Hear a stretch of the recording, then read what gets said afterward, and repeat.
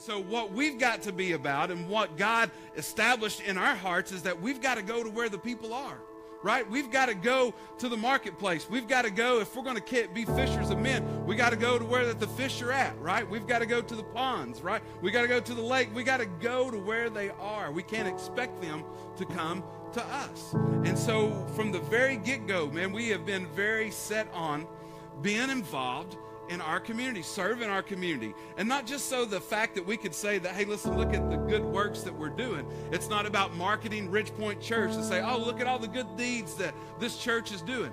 But we want to serve our community because we want to be in our community and we want to love on the people of our community. So when they ask, why do you do this? Why are you extending yourself to us? Why are you serving us in this capacity? When they ask, then we've earned the right to be able to tell them about why we do what we do and the fact that we want to love on you because God has loved on us. And we want to share that love with you. And we want to tell you about what Jesus has done. And we want to share the gospel. And in that moment, in that time, God has the opportunity to work.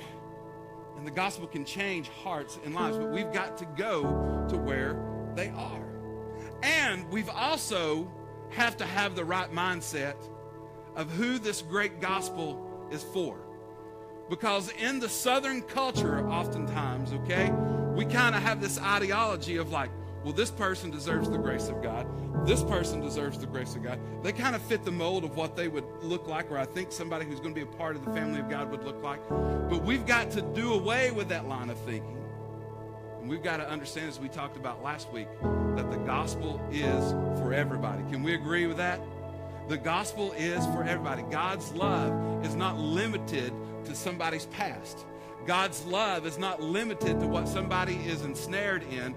God's love is boundless, right? It's limitless. And it can reach and it can take a heart of stone and turn it into a heart of flesh.